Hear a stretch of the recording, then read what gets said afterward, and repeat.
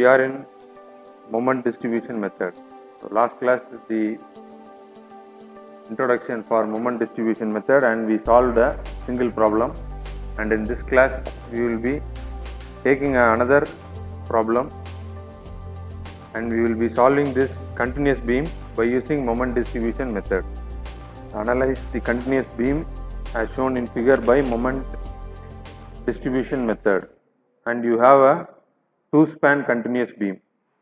So all the supports are hinged and you have a uniformly distributed load for 30 kilonewton per meter and 40 kilonewton at the span BC.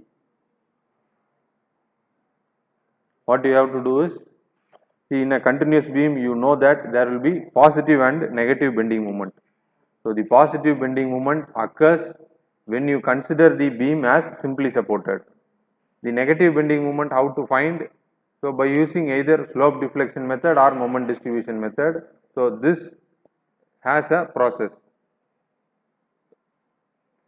All the continuous beam or frame has to be found out by using positive and negative bending moment. Why? Because when you see the reinforcement detail in a beam, you will be having support reinforcement and center reinforcement. So when you are designing any structure, there will be particular high amount of reinforcement at the column junction and there will be more reinforcement at the midspan of the beam. So why this in the case? So you have two different types of bending moment. One is positive bending moment and negative. Where does negative bending moment occur in this sense? At the support. So the support B, similarly you can see at the column, wherever you find a column, you will be having negative bending moment, and at the midspan of the beam you will be having a positive bending moment. So how to analyze the beam completely in the sense, you have to find both positive and negative bending moment. So you will be considering as simply supported beam.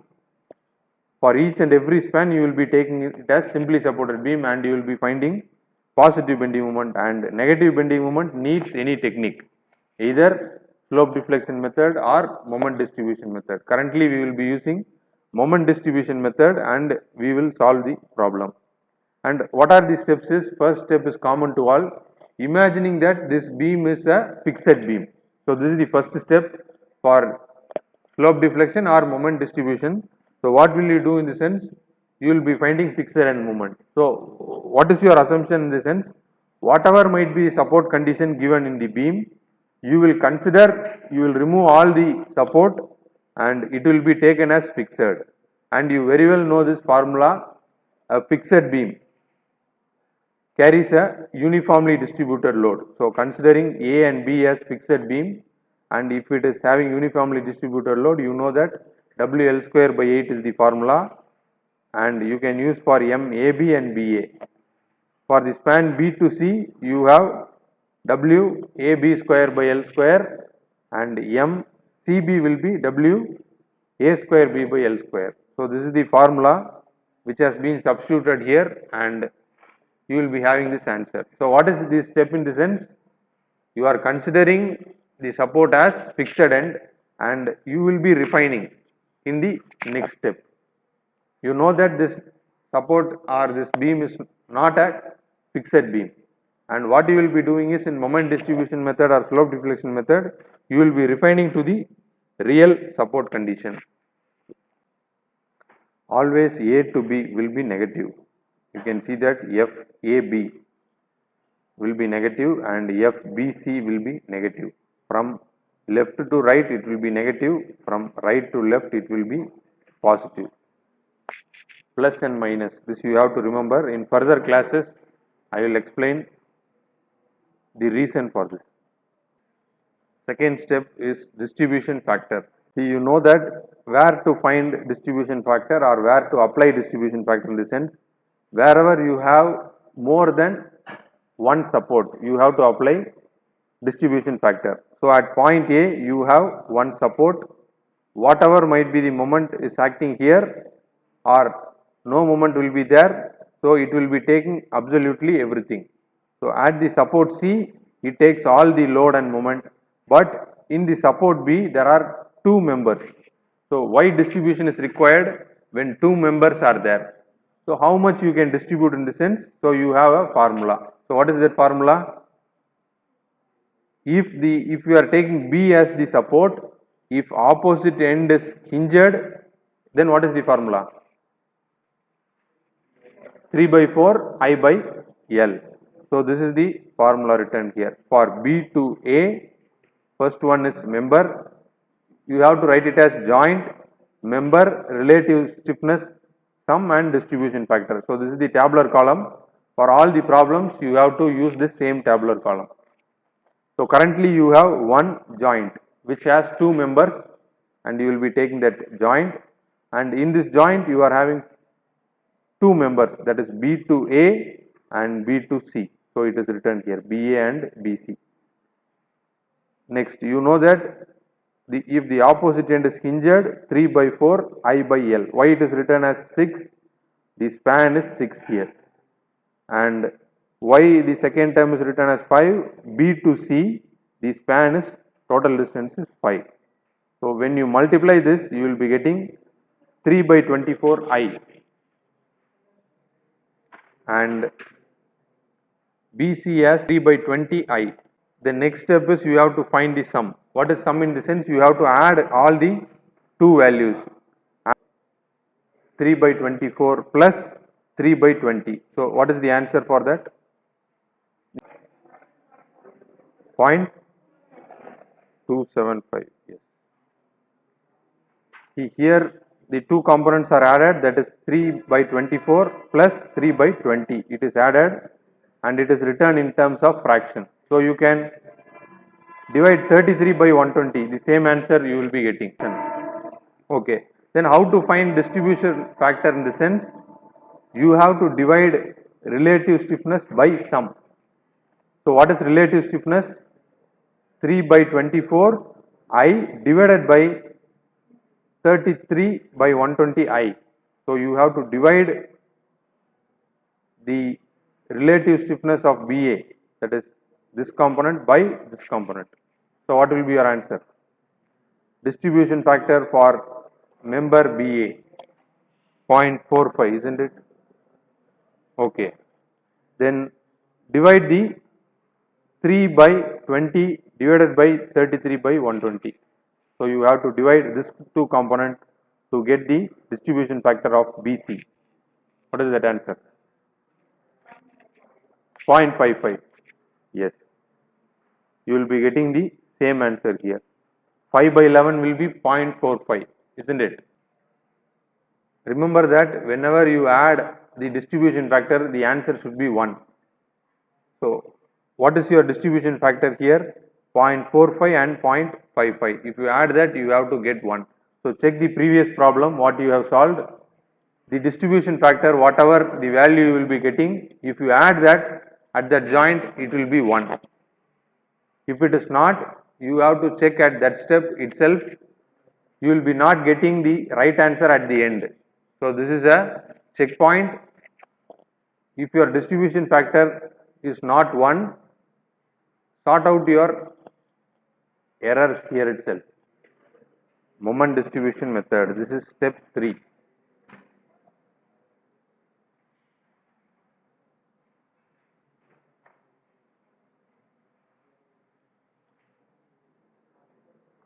So you have to open a tabular column. So first one, you can take it as line or serial number. Next is joint A, B and C. How many joints are here? Joint A, B and C. Why the B joint is too much high? In the sense you have two members, that is BA and BC. In the joint B, you have two members, and at joint A, you have A to B. So this is the member.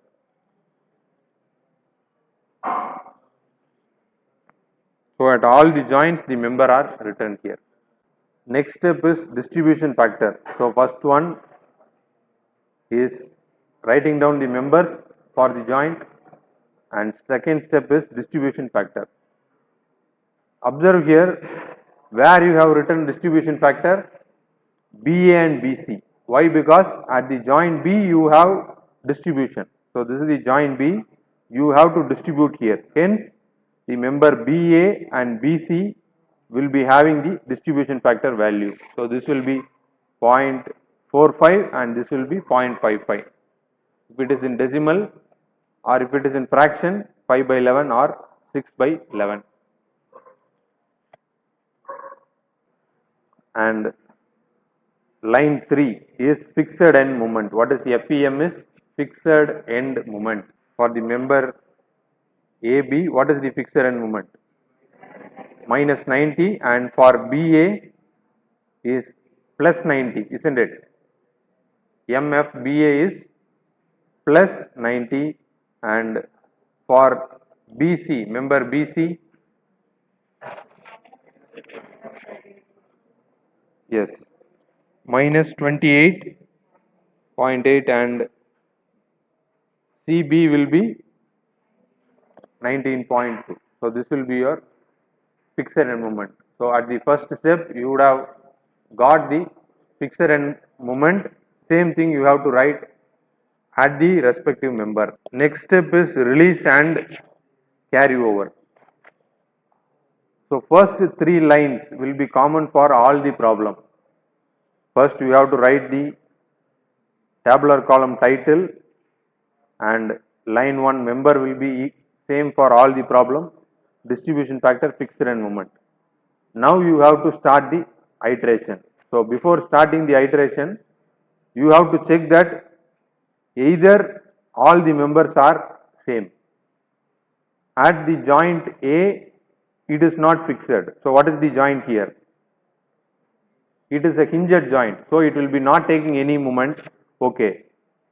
If what value I am giving here will make the joint A as 0. So currently it is having, joint A is having minus 90. So what value shall I put here? Plus 90. If I am putting plus 90 here, so the joint A will become 0. Sum of moments will be 0 at joint A. Okay. Now you know that joint C, it is also hinged.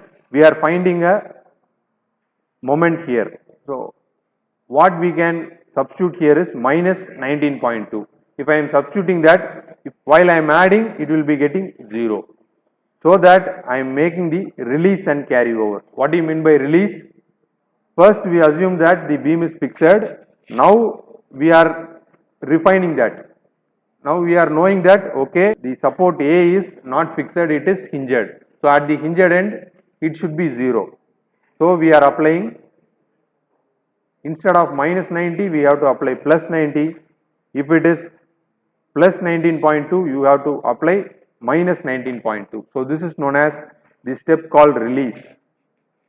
So you will be releasing. If in the case the support is fixed, you don't have to release. Do you understand? So here the support is hinged, hence you need release. If the support is fixed, you don't need release. Okay. After release, what you have to do is you have to do the carry over to a beam. 0.5, isn't it? So I have given a title of carry over. So you have in this notes. Carry over is half the moment will get carried. That is 0.5. So if release is 90, what is 90 into 0.5? 45. See, 90, half of the moment is get carry over and it is 45. Here 19.2. If the half the moment is carried, what will be your answer? 9.6. Okay. Now you have to write the initial moment.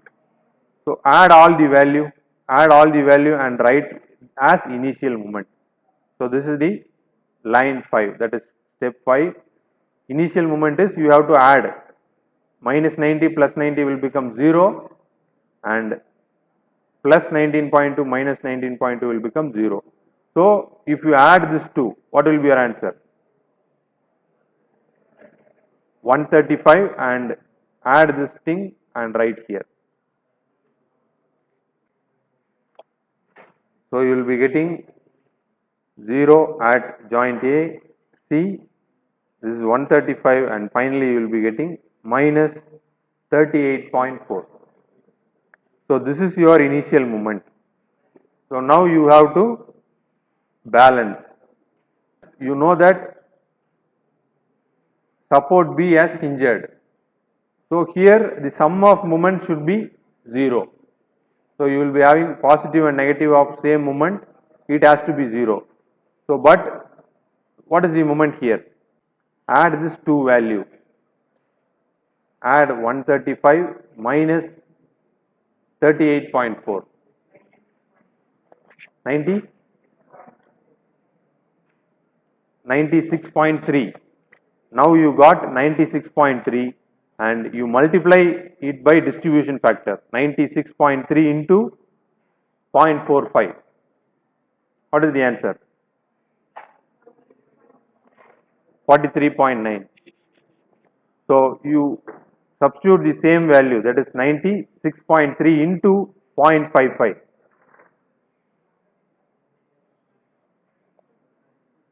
What is your answer?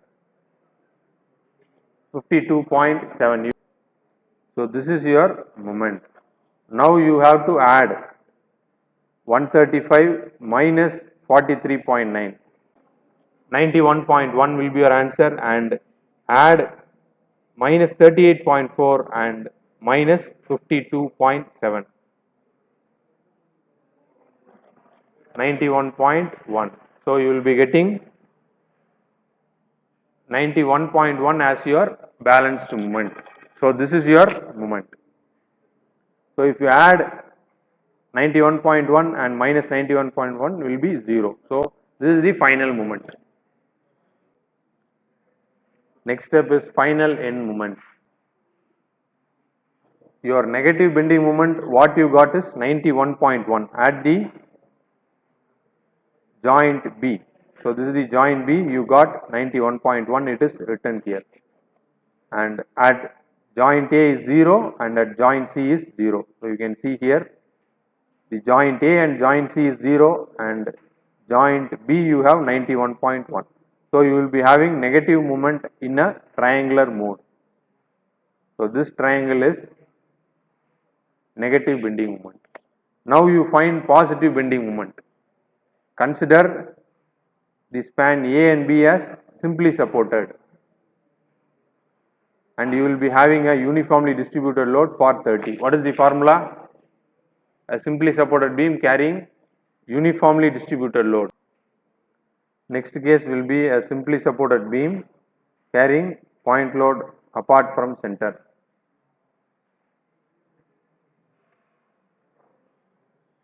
WAB by L. And for the span AB you will be using WL square by 8.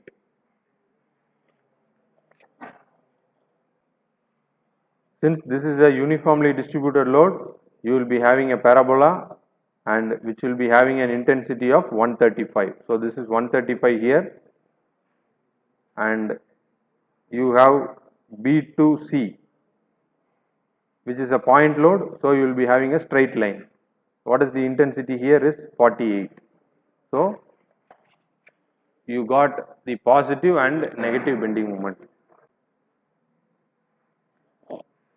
See, the same problem if you are solving by slope deflection method, you will be having equations. So you have to write equilibrium equation, slope deflection equation, and you have to find the theta. Then substitute this theta in the slope deflection equation. But in moment distribution method, you see that only one step is here, and that too a tabular column, and you will be getting directly the answer in this tabular column. But you, in case of slope deflection method, if you want negative bending moment, you have to write slope deflection equation, you have to write equilibrium equation, and then you will be getting theta, you have to substitute in slope deflection equation. So these are the steps. But moment distribution method is short and it is direct to the point.